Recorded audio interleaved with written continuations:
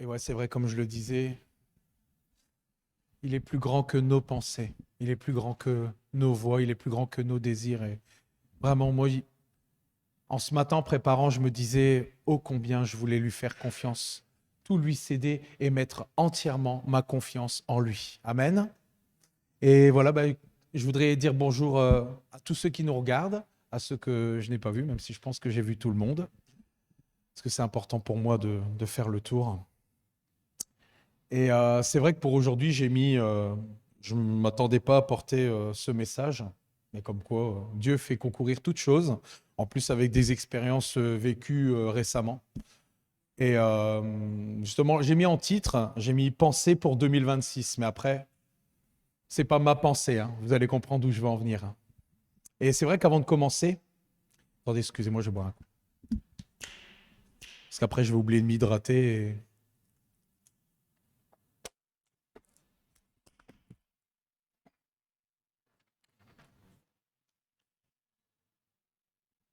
Et c'est vrai qu'avant de commencer, je l'ai déjà fait, mais je voulais aussi le faire pour ceux qui nous regardent, souhaiter vraiment à toutes et à tous ici et ceux qui nous regardent, bien sûr, le meilleur pour cette année 2026. Et je vais faire une parenthèse concernant les résolutions, parce qu'on parle de résolutions. Et justement, vous savez, justement, je méditais, et c'est important de méditer. Vous allez voir à quel point c'est important de méditer. Et je méditais, je me disais, et ça c'est ma pensée par contre, c'est ma pensée personnelle, que dans le fond, tout au fond, l'homme a encore conscience, je dirais, de la notion du bien. Parce que chaque année, beaucoup veulent prendre certaines résolutions. Et d'ailleurs, ce n'est pas moi qui le dis, c'est Wikipédia, mes amis. Et qu'est-ce qu'il nous dit Wikipédia sur les bonnes résolutions? Non, écoutez, les bonnes résolutions sont une coutume de la civilisation occidentale qui consiste, à l'occasion du passage à la nouvelle année le 1er janvier, à prendre un ou plusieurs engagements envers soi-même pour améliorer son comportement, une habitude ou son mode de vie durant l'année à venir. Tiens, c'est pas mauvais. C'est bien, mais Wikipédia a oublié quelque chose, car il manque quelque chose. Amen. Je dirais même qu'il manque quelqu'un de vital pour y arriver. Et surtout pour tenir. Parce qu'y arriver, c'est une chose, mais tenir, c'en est une autre. Et c'est Dieu par son esprit. Et l'homme, malheureusement, sans Dieu, chasse le naturel par ses propres forces. Mais que fait le naturel? Il revient au galop. Il y a quand même des expressions qui sont très significatives. Et nous savons qu'il n'y a que l'esprit de vérité. Combien nous aimons l'appeler l'esprit de vérité, qui peut mettre à mort justement la vieille nature, le cœur de pierre, et ainsi devenir qui nous étions au départ. Car c'est une question d'identité, même si on sait que ce monde est en perte d'identité. Et ici, on sait que c'est une question d'identité, de notre véritable identité. Et c'est l'esprit de vérité qui nous permet véritablement d'accomplir justement, on parle de résolution, mais c'est l'esprit de vérité qui nous permet véritablement d'accomplir le bien, d'accomplir la parole de Dieu, et de pratiquer tous les jours ici-bas le fruit que donne l'esprit. Et cela, justement, était prophétisé pour nous tous. Et je vais prendre avec vous, justement, c'est une petite parenthèse que je fais, dans la Bible Semeur, dans Ézéchiel 36, 25, 27. Dieu avait tout préparé d'avance.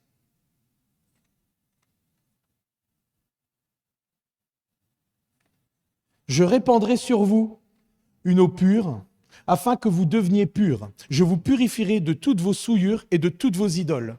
Je vous donnerai un cœur nouveau et je mettrai en vous un esprit nouveau. J'enlèverai de votre être votre cœur dur comme la pierre et je vous donnerai un cœur de chair. Et c'est là ici ce qui nous intéresse. Je mettrai en vous mon propre esprit et je ferai de vous des gens qui vivent selon mes lois et qui obéissent à mes commandements pour les appliquer. Amen. Et dans d'autres versions, il marque pour les pratiquer. Amen. Et justement, pour cette nouvelle année, je veux proclamer encore que Dieu fera des choses nouvelles. Amen. Des choses nouvelles en nous. Et je pense que notre résolution, en tant que véritable chrétien, c'est ce que je viens de dire à travers ce verset, c'est de vouloir encore changer cette année pour devenir un peu plus comme Jésus. Amen. Grandir toujours plus dans l'amour et ce qui en découle. On parlait justement du fruit de l'esprit. Et notre résolution, C'est vrai qu'on parle de résolution, mais pourquoi pas l'appliquer à nous? C'est de vouloir être, en tout cas c'est mon désir, et je pense que c'est notre désir, de vouloir être meilleur qu'en 2025. Amen? Et je pense que beaucoup ont cette pensée-là. Un verset en particulier dont on va parler aujourd'hui exprime ce qui doit être au centre de notre pensée. Mais cela ne se fait pas tout seul, amen? On l'a vu avant et on va le voir après. Et comme je le disais, pour 2026, je veux proclamer et déclarer que Dieu fera des choses nouvelles en nous, au milieu de nous, et là où Dieu nous a placés. Et je parle aussi pour ceux qui nous regardent. Là où Dieu nous a placés, c'est-à-dire l'endroit, le lieu où Dieu nous a appelés, parce qu'on parle d'un appel. Amen? Et ce que Dieu veut, par contre, et ce qui ne change pas en 2026, c'est qu'il veut passer par ses enfants pour impacter cette génération. Amen? Ça ne change pas. Est-ce que c'est notre pensée pour 2026? Et justement, comment choisissons-nous ici de débuter cette année 2026? Et je vais prendre avec vous un prémisse, un verset qui va en dire long. Et je ne savais pas qu'il allait en dire aussi long sur le message que j'ai donné aujourd'hui. Donc imaginez-vous. Et je vais prendre avec vous dans la Bible Semeur, Hébreux 3, 1.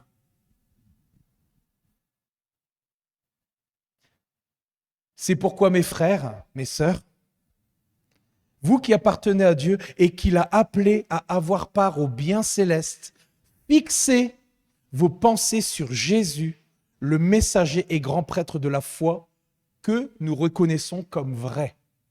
Amen. Et justement, comme il y a 2 semaines, il sera encore aujourd'hui question du domaine de la pensée. C'est sans surprise. Il y a tellement à développer sur la pensée. Mais je ne savais pas que j'allais développer cela aujourd'hui. Mais tant mieux. Merci Saint-Esprit. Et la question pour nous aujourd'hui, c'est sur quoi nos pensées se sont-elles fixées aujourd'hui avant de venir? Sur quoi nos pensées se sont-elles fixées majoritairement cette semaine?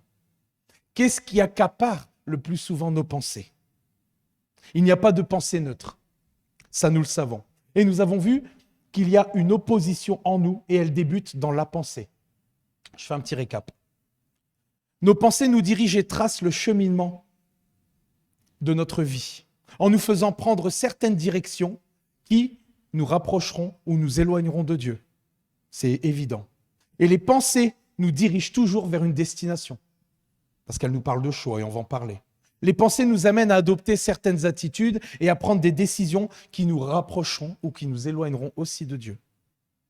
Elles affectent nos relations et influencent grandement la qualité globale de nos vies. Et j'insiste là-dessus pour après, à tous les niveaux possibles. Et nous allons voir justement quelques exemples aujourd'hui. L'ennemi de nos âmes, celui qui désire par-dessus tout nous entraîner dans sa chute, n'aimera pas ce que je vais dire dans ce message, mais ce n'est pas grave. Mais la meilleure façon de bloquer les suggestions, je parle de suggestions, les suggestions du diable, est de nous remplir de paroles de Dieu. Amen? De promesses de Dieu et de les faire nôtres par la foi. Chaque verset en fonction des situations que nous vivons. Parce que c'est vrai que parfois il y a des versets qui nous parlent plus. Parce que nous vivons ces situations. Et nous devons nous les accaparer. Amen? Ne soyons pas étonnés de toutes les pensées. Je ne sais pas combien vous avez eu de pensées cette semaine, mais moi j'en ai eu énormément. Et beaucoup ne venaient pas de Dieu. Ne soyons pas étonnés de toutes les pensées qui nous passent. Vous avez vu quand on dit « ça nous passe par la tête ». De toutes les pensées qui passent par notre tête, par la tête, comme on dit. Et la parole de Dieu nous donne justement un conseil. Dans la Bible Semeur, dans 1 Pierre 5, 8, il nous est dit, et on le sait, mais c'est bien de le répéter, « Ne vous laissez pas distraire, soyez vigilants. » Je vous laisse dire la suite. Non. Votre adversaire, le diable, rôde autour de vous comme un lion rugissant qui cherche quelqu'un à dévorer. Dans la version Louis II, on parlera de sobre. Et sobre nous parlera d'être concentré en esprit, d'être vigilant et de ne pas se laisser distraire. Le diable, qui connaît la puissance de la pensée, on sait qu'il a une nature manipulatrice, vous le croyez ? Et il s'assure donc de contrôler et de paralyser la vie des enfants de Dieu uniquement à travers leurs pensées. Parce que c'est là où tout se joue dès le départ. En construisant ce qu'on appelle des forteresses dans leur âme. Parce qu'on n'en a qu'une. Et je vais prendre justement avec vous un verset qui illustre ce que je viens de dire. Dans 2 Corinthiens 10, 4, 5. Et c'est bien de savoir que nous avons des armes. Car les armes avec lesquelles nous combattons ne sont pas simplement humaines. Elles tiennent leur puissance de Dieu, amen, qui les rend capables de renverser des forteresses. Oui, nous renversons les faux raisonnements, ainsi que tout ce qui se dresse prétentieusement contre la connaissance de Dieu. Et nous faisons prisonnière toute pensée pour l'amener à obéir à Christ. Amen. Car les armes avec lesquelles nous combattons ne sont pas simplement humaines. C'est bien que lors d'une guerre, nous ayons des armes pour combattre. Et Dieu nous en donne. Et aujourd'hui, nous allons en voir 2. Je pensais en donner plus, mais au final, nous allons voir 2 armes qui nous rendent victorieux dans nos pensées. Et encore une fois, ce que nous pouvons constater par ce verset, c'est que nous sommes dans une guerre. Et dans une guerre, une forteresse est une zone qui est complètement dominée par l'ennemi. Un exemple de forteresse, et j'ai pris mon témoignage, un de mes témoignages, un exemple de forteresse pour ma part a été le fait que dans mon enfance, en fait, j'ai toujours été rabaissé. Et si vous saviez le nombre de fois où j'ai entendu mon père dire grand con, C-O-N, grand con, en même temps, j'étais le grand frère, donc ça ne pouvait pas être le petit, quoi. Maintenant, je prends ça, c'est vrai, à la rigolade. Et le nombre de fois où on m'a dit que je ne saurais jamais rien faire de mes 10 doigts. Et cela a eu des effets sur ma vie. Je n'avais aucune confiance dans ce que je faisais ou ce que j'entreprenais, jusqu'à vérifier 10 fois. C'est vrai que maintenant, je vérifie beaucoup moins maintenant. Mais c'est vrai que quand je fais un travail, on va dire que je suis minutieux, mais je pense qu'il y a des restes. Mais après, des fois, c'est un travail de longue haleine. Mais des fois, je vérifie encore 2-3 fois. Mais avant, je vérifiais. Et quand j'avais vérifié, je revérifiais. Pourtant, j'étais sûr de moi et je revérifiais encore. Mais tout ça, ça peut conduire... Et donc, tout ce que je faisais, tout ce que j'entreprenais, je me rabaissais toujours en me disant que je n'y arriverais pas. Je me sous-estimais. Je sous-estimais ma valeur. J'étais toujours condamné à penser de cette façon. Et ça, je vous avoue que ça, dans mon enfance, ça m'a fait beaucoup de mal. Ça, c'est une forteresse, mes amis. Et il y a tellement d'autres forteresses de pensée, de mensonges que l'ennemi veut que nous exploitions. Et c'est comme cela que Satan veut nous enfermer derrière des barreaux épais et des systèmes de pensée destructrices, parce que c'est destructeur. Jusqu'à ce que je découvre, à travers la parole de Dieu, que tout ce mécanisme était un mensonge du diable.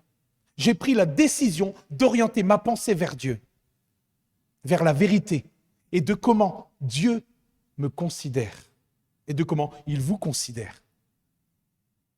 Et j'ai un verset qui est venu et je le proclame et je pense que nous devrions tous le proclamer. Je rends grâce à Dieu de ce que je suis une créature si merveilleuse. Amen. Je rends grâce à Dieu de ce que vous êtes des créatures si merveilleuses. Amen. Car après tout, j'ai été, et nous l'avons tous été, créés à l'image de notre Père. Amen. Et je veux considérer toute ma vie la valeur que j'ai à ses yeux avec un grand S. Bien sûr, par rapport à ce que j'ai donné la semaine dernière, en regardant bien sûr des sentiments modestes, sans avoir une trop haute opinion de moi-même. Blague à part.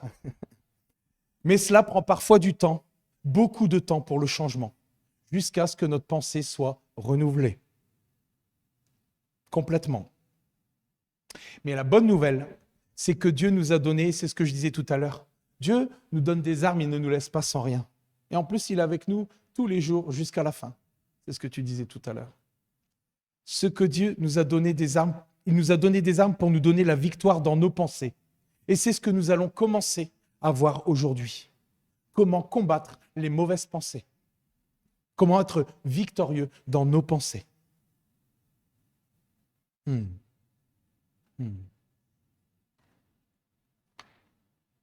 pense que j'ai... Excusez-moi.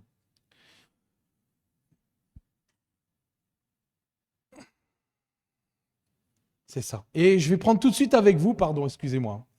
Je vais prendre tout de suite avec vous dans la Bible Semeur, Romains 12, 2. Et on reprend le verset, ce verset que nous allons développer aujourd'hui, que j'ai donné la semaine dernière.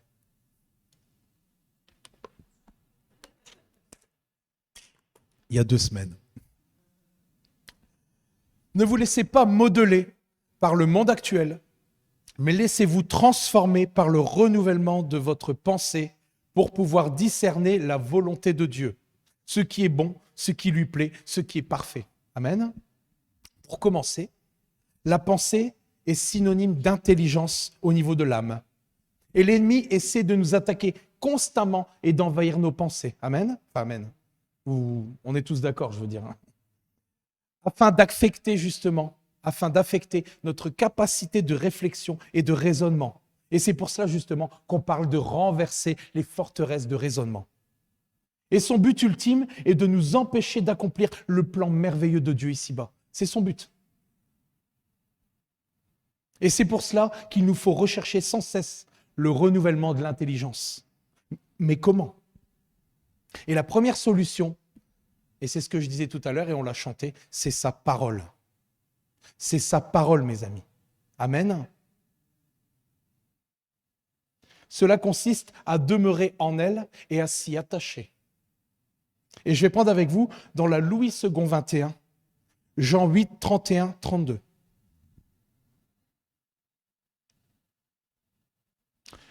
Alors il dit aux Juifs qui avaient cru en lui, « Si vous demeurez dans ma parole, et on connaît tous ce verset, si vous demeurez dans ma parole, vous êtes vraiment, réellement mes disciples.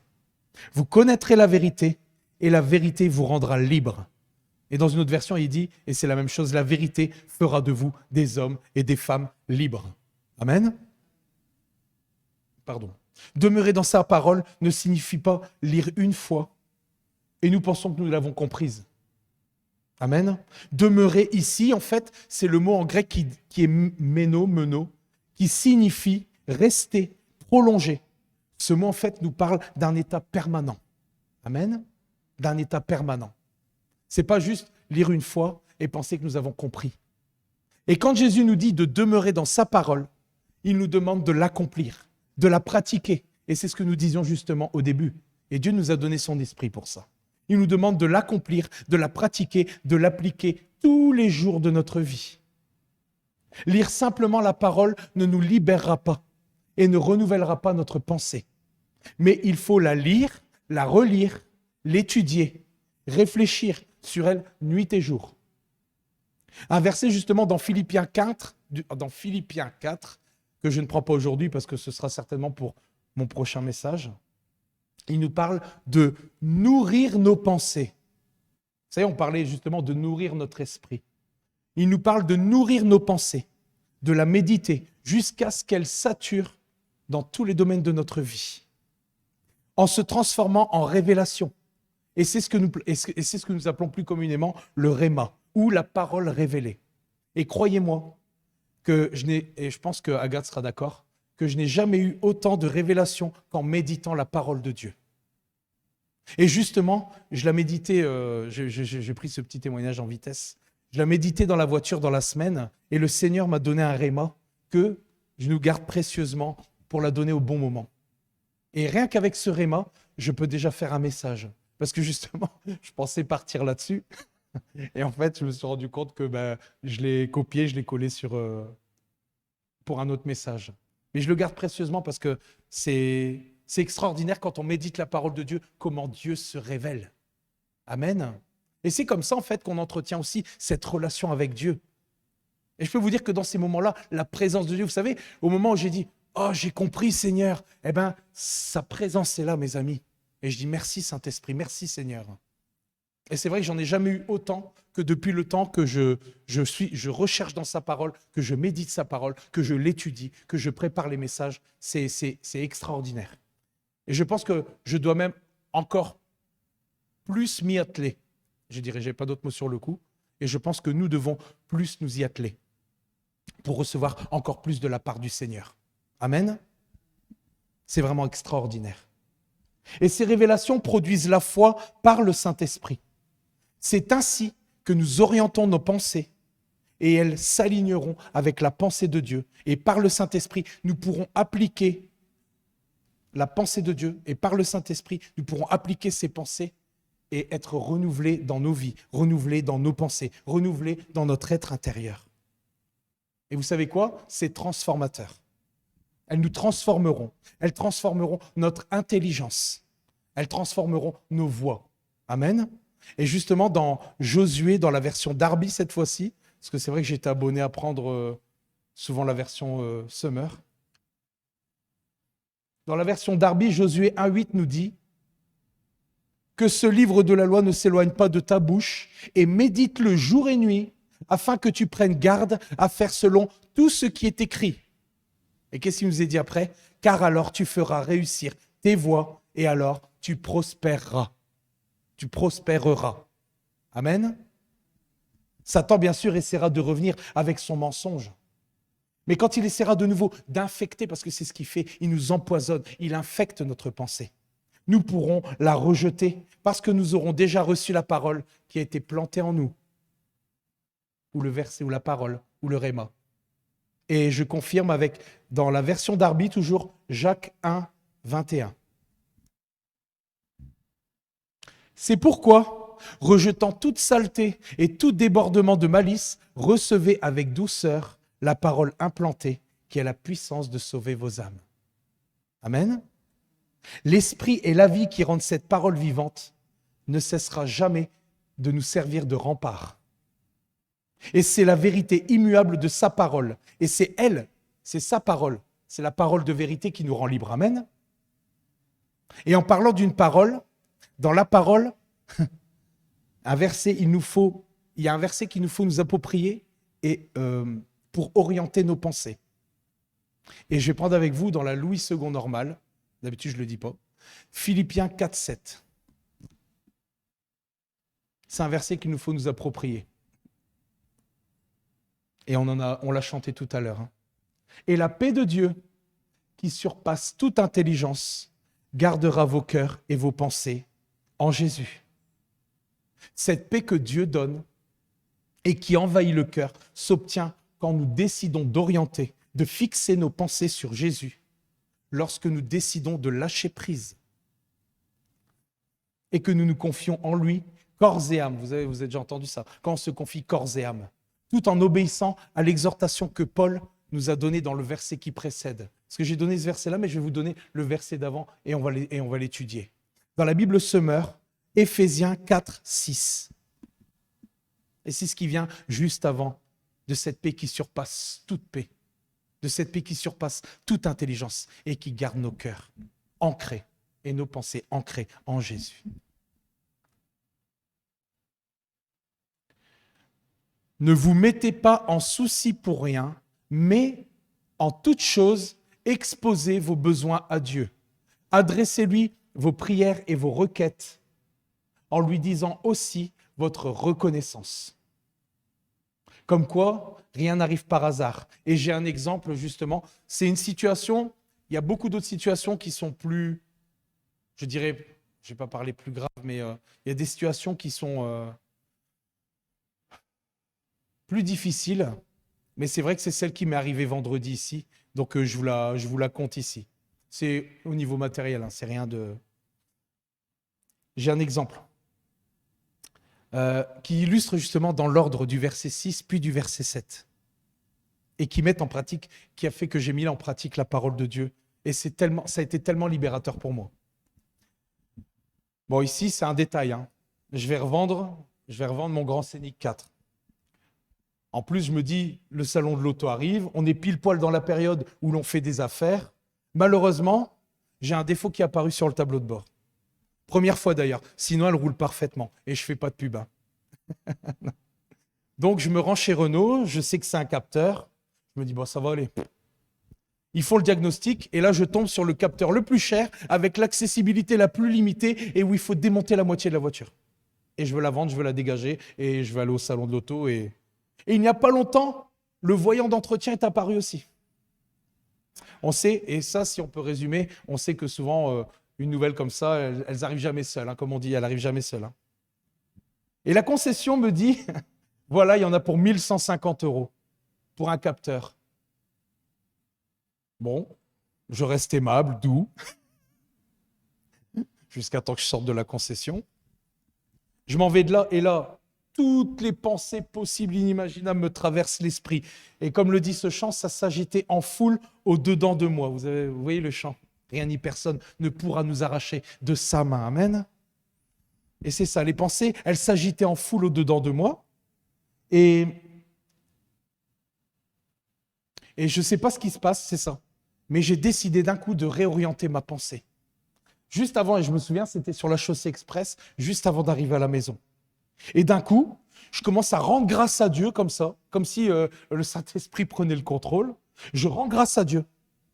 Je lui montre ma reconnaissance pour toute chose. Je lui exprime le besoin bref, en lui disant que je sais qu'il va tout faire concourir. Et vous savez quoi? Eh bien, à ce moment-là, plus rien. La présence de Dieu est là. La paix surnaturelle de Dieu est là. Celle qui surpasse toute intelligence, qui surpasse toute situation. Et j'insiste parce que cette paix s'obtient, cette paix vient absolument dans toutes les situations, dans nos vies. C'est un détail, c'est vrai que c'est du matériel, mais comme je vous dis, toutes mes pensées, elles s'agitent en foule, et d'un coup, je réoriente ma pensée et je rends grâce à Dieu. Eh bien, vous savez quoi? Toutes les pensées qui s'agitent en foule, elles ont dégagé. Pourquoi? Parce que ma pensée s'aligne avec celle de Dieu. Et je lui rendais grâce. J'ai exprimé mon besoin. Et à ce moment-là, le problème n'est pas parti, mais il était là avec moi. Et mes pensées étaient réalignées avec lui. Et on peut expérimenter ça. Et je me dis, c'est pas pour rien que des choses comme ça arrivent. Même là, le message que je devais donner, tout concourt. Mais le problème est toujours là, mais c'est pas grave. Oui, c'est ça. Et cette paix a gardé mon cœur et mes pensées focalisées sur Jésus. Et j'avais même de la joie dans mon cœur. Une joie que je ne savais pas pourquoi j'avais cette joie sur le coup. Parce qu'on sait que c'est une joie qui ne vient pas de nous-mêmes. Mais après, j'ai compris. J'avais même de la joie dans mon cœur. Et je vous garantis, c'est ce que je disais, que la présence de Dieu était là dans la voiture. Et la paix de Dieu dont parle Paul, ça fait drôle dont parle Paul, qui dépasse tout ce que l'on peut concevoir, c'est une quiétude, une tranquillité intérieure qui est à l'opposé de l'anxiété. Nous pouvons expérimenter cette paix quand, tout en étant reconnaissant à Dieu pour les bénédictions passées, pour qui il est. Et c'est pour ça que nous avons chanté ces chants ici. Pour qui il est. Nous nous confions en lui et demandons son assistance au cœur du feu, alors que nous traversons des circonstances qui sont parfois beaucoup plus difficiles que cette situation et qui sont difficiles à gérer. Cette paix est une tranquillité, un contentement intérieur surnaturel accordé par Dieu à notre âme troublée. Et que fait notre âme troublée? Elle se jette, et c'est comme dans le chant qu'on a chanté tout à l'heure, elle se jette dans les bras de notre Père céleste. Cette paix garde nos cœurs. Et le verbe ici, j'ai regardé, grec, c'est le verbe grec qui... C'est ça. Elle nous parle, garde, ça nous parle d'un langage militaire qui signifie protéger, veiller sur quelqu'un. Et les Philippiens, justement, à ce moment-là, comprennent bien cette image puisque des troupes romaines sont stationnées dans leur ville afin de veiller aux intérêts de l'Empire. La paix dont il est question ici joue le rôle de sentinelle qui entoure chacun d'entre nous et nous protège des assauts de l'ennemi qui veut, au cœur même de la tempête, nous faire douter, nous rendre inquiets, nous faire tomber dans la crainte, dans l'anxiété et même la dépression. Lorsque la prière, empreinte de reconnaissance, remplace les pensées du diable, alors la paix de Dieu qui transcende. Et j'ai été voir ce mot-là, transcende. Ce mot signifie dépasser le domaine de la connaissance rationnelle. Donc en fait, il y a un peu une répétition parce qu'en fait, c'est ça. Donc je répète, lorsque la prière empreinte de reconnaissance remplace les pensées du diable, alors la paix de Dieu qui transcende la compréhension humaine descend dans notre cœur et aligne nos pensées avec celles de Dieu. Et ce n'est pas nous qui l'accomplissons. Et cette paix à ce moment-là, qui surpasse tout ce que l'on peut concevoir, dépasse toute logique, toute compréhension et toute solution humaine, à cause de son origine surnaturelle, puisqu'elle est donnée par Dieu le Saint-Esprit. Amen. Et d'ailleurs, justement, dans la version normale, dans Romains 11:33, il nous est dit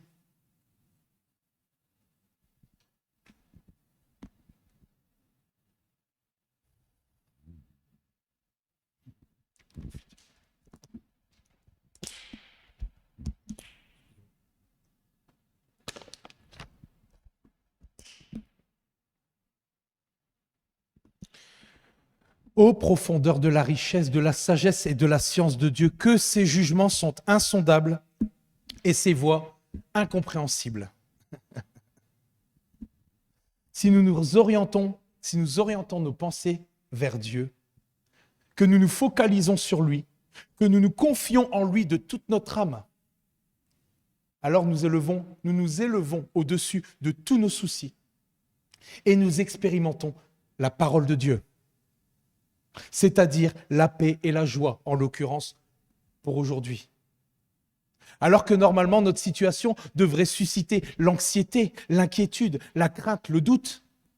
La vie chrétienne, la vie d'un disciple ne consiste pas à éliminer les circonstances difficiles ou douloureuses, mais à s'accrocher au Dieu 3 fois saint, souverain et puissant, dont le seul but, et c'est vrai ce que je vais vous dire, son seul but, c'est notre bien suprême. Même si ça fait mal, et je ne comprends pas pourquoi une telle tuile m'est tombée sur la tête. Amen. Et justement, je vais reprendre avec vous Philippiens dans la version Semeur 4, 6, 7.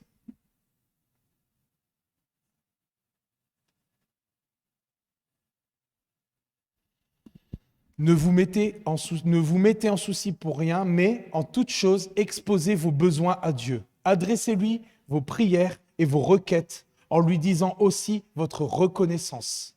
Alors, la paix de Dieu, qui surpasse tout ce que l'on peut concevoir, gardera votre cœur et votre pensée sous la protection de Jésus-Christ. Amen. Alors, qu'est-ce qui conduit un cœur dans la tourmente à posséder une telle paix? C'est une prière confiante faite avec reconnaissance. Pourtant, c'est vrai. Pour le moment, les choses n'ont pas changé. Elles n'ont pas bougé d'un iota. La tempête fait toujours rage, le vent souffle fort, et les vagues de l'adversité continuent aussi à faire rage, je dirais, à rouler sur nous avec autant de fureur qu'auparavant. Et bien que notre situation ne soit pas encore améliorée, il y a un changement, il y a une transformation qui a lieu justement dans notre âme, dans notre esprit, dans notre pensée.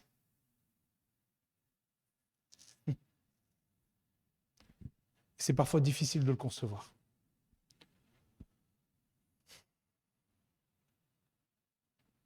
Et quand nous sommes anxieux, en proie à l'inquiétude, l'incertitude, et je répète, le doute, pour une raison ou une autre, nous voudrions pouvoir faire cesser tout de suite ce qui nous perturbe, c'est vrai.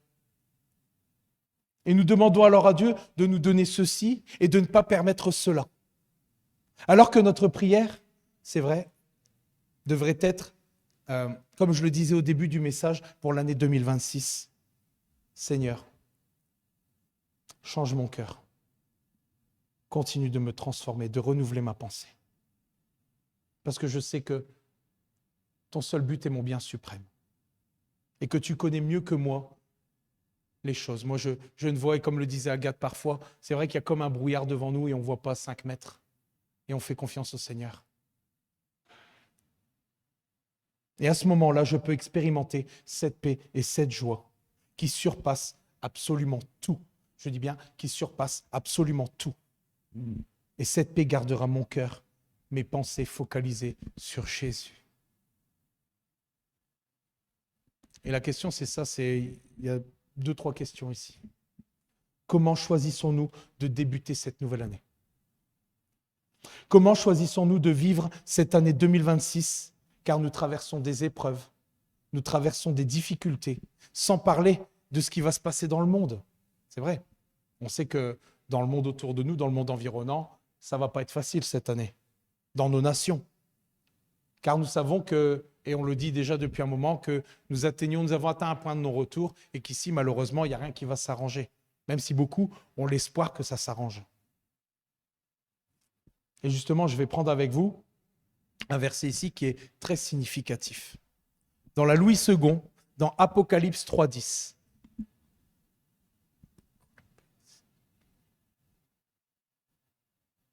Parce que tu as gardé mon ordre de persévérer, je te garderai aussi à l'heure de la tentation qui va venir sur le monde entier pour mettre à l'épreuve les habitants de la terre.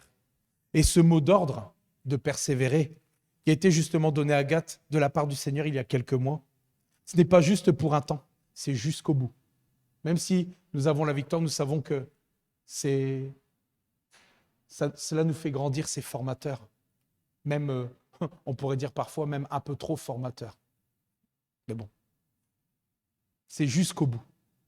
Car nous savons qu'un temps de grande détresse vient sur ce monde, alors comment choisissons-nous d'orienter nos pensées ?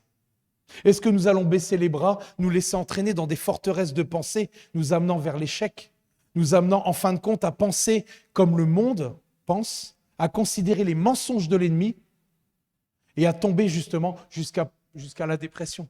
Parce que c'est vrai, quand on voit tout ce qui se passe autour de nous, si on se focalise là-dessus, on fait comme le monde fait et on est dans la dépression. Et vous savez quoi ? Je profite, j'ai un jeune de 25 ans au travail qui m'a parlé de cette génération. Et j'ai profité justement pour lui poser quelques questions. Et malgré le fait que je connaisse justement ce qui se passe actuellement, j'avais déjà fait un message justement concernant la jeunesse, j'en ai profité pour lui poser quelques questions. Et j'ai été tristement interpellé, malgré tout, par ce qu'il a dit. C'était bref, hein. C'est quelque chose que nous savons, mais de le voir sortir de la bouche d'un jeune qui est en face de toi, il m'a dit la majorité de ceux que je croise, donc les 20 à 35 ans, c'est dans sa tranche, sont presque, et comme il m'a dit au travail, ils sont presque tous en DEP. Et ils utilisent ce mot-là. Mais justement, en DEP, c'est leur mot pour parler de dépression en fait. Il me dit, si, tous ceux que je croise, là majoritairement, ils sont tous en DEP. Moi, j'aurais jamais imaginé ça dans ma génération, à mon âge, quoi, tu vois, dans cette tranche d'âge-là. C'était pas du tout la même mentalité, c'était pas du tout la même chose. Ils n'ont plus d'espérance. Et ça, c'est ce qu'il m'a dit aussi. Et c'est contagieux, pourquoi ? Parce que le système tel qu'on l'a toujours connu et auquel ils sont attachés, parce qu'ils n'ont que ça en fin de compte, est en train de s'effondrer. Et ça, on doit bien le comprendre. Et pour revenir à nous, vers quoi et vers qui décidons-nous d'orienter nos pensées en 2026 ? Vers quoi et vers qui décidons-nous d'orienter nos pensées en 2026 ? Allons-nous nous laisser contaminer par l'atmosphère environnante ou allons-nous nous laisser contaminer par Dieu et voir les choses avec une toute autre perspective ? C'est-à-dire garder l'amour, la joie et la paix surnaturelle de Dieu qui surpasse toutes les situations, quelles qu'elles soient. Et pour contaminer cette génération par notre espérance vivante, parce que Jésus est vivant. Et je crois qu'on l'a loué aujourd'hui, parce qu'il était vivant. Parce que nous sommes sauvés, parce que nous avons la vie éternelle avec le Père. Amen. Et vous savez quoi ? Au moment d'écrire les lignes, ces dernières lignes, je méditais et je me disais, et c'est vrai que sur le coup, j'étais attristé, j'ai un petit peu pleuré. Considérons une minute, réellement, dans nos pensées, le fait que nous connaissons notre avenir. Le fait que nous connaissons notre avenir. Ce monde est désespéré. Il est en proie à la dep, comme dit ce jeune homme, à la dépression, car il ne sait pas ce qu'il attend cette année. Mais si cette génération reçoit la révélation de Jésus, si cette révélation savait avec certitude ce que l'avenir leur réservait, comment est-ce qu'ils réagiraient ? Comment est-ce qu'ils réagiraient ? Cette vision des choses, ce renouvellement de la pensée, cette espérance, cette vie que nous vivons, nous l'avons parce que Jésus l'a racheté au prix de son sang. Amen. Et je vais prendre avec vous un dernier verset avant de terminer. Dans la Bible Semeur, dans 1 Thessaloniciens 5, 16 à 18.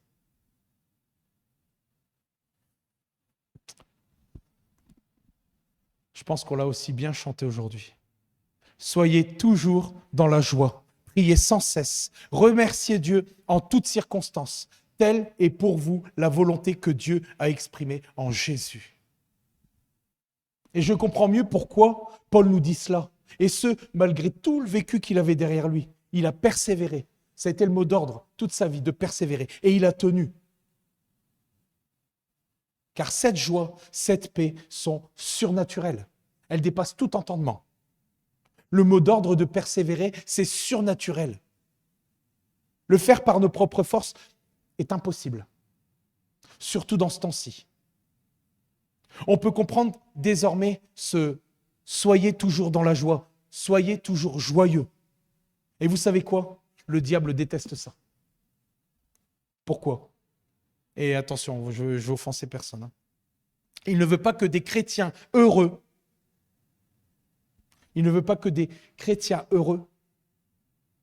contaminent, infectent d'autres personnes avec leur joie.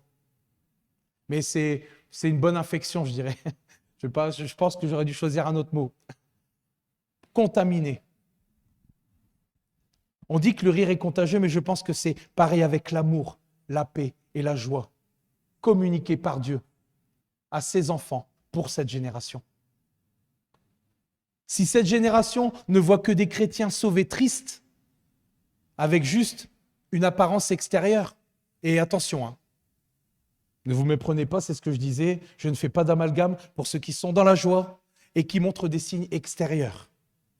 Si cette génération ne voit que des chrétiens sauvés tristes, avec juste une apparence extérieure, comme des autocollants collés au pare-choc ou avec des bijoux chrétiens, si cette génération, justement, comme je le dis, ne voit que ces chrétiens-là tristes, sauvés, cela ne les attirera pas du tout, parce qu'ils sont dans le même état. Ils n'aspireront pas à vouloir ce que nous avons. Et nous devons savoir une chose, c'est que la paix, la joie, ne sont pas uniquement des sentiments de bien-être. C'est la meilleure publicité que nous pouvons faire pour l'évangile de Jésus. Car après tout, et c'est vrai, c'est ce que je méditais, l'évangile, ça veut dire bonne nouvelle. Amen. Alors ma question pour 2026, c'est avec quelle perspective voyons-nous cette année? Vers qui allons-nous fixer les regards et orienter notre pensée? Bien vu, Pasquale. T'as choisi. Amen. C'est ce que je voulais vous apporter aujourd'hui.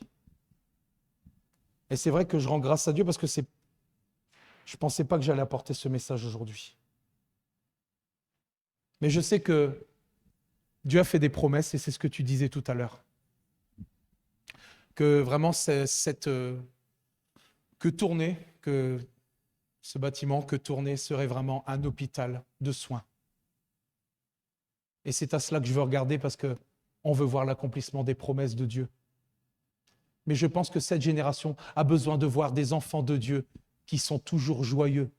Mais on ne parle pas de se forcer à être joyeux parce que ce n'est pas possible, vu parfois les circonstances qu'on traverse. Mais grâce à Dieu, c'est lui qui va le faire à travers nous, qui va nous donner cette joie et cette paix qu'on ne comprend pas, qui va à l'inverse de toutes nos situations. Et je vous dis, c'est ce que j'ai expérimenté d'un coup. C'est extraordinaire. Et je l'avais déjà expérimenté. Mais c'est toujours étonnant de voir quelque chose qui échappe à notre entendement, quelque chose qui échappe à notre raison, à notre contrôle. Parce qu'on se dit, mais j'ai aucune raison de réagir comme ça. Mais ce qu'il y a, c'est qu'on a une espérance vivante, on a le Dieu vivant.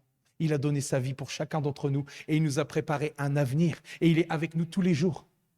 Et c'est cela qui nous rend heureux, qui nous rend joyeux, qui nous donne cette paix qui surpasse tout et que nous devons communiquer à cette génération. Amen. Voilà, c'est ce que je voulais vous apporter aujourd'hui. Soyez bénis abondamment. Je vous aime, vraiment. Encore bon anniversaire. Et merci d'être au milieu de nous. Merci à chacun d'être là, parce que nous avons besoin les uns des autres. Et je suis vraiment heureux d'être au milieu de vous. Amen.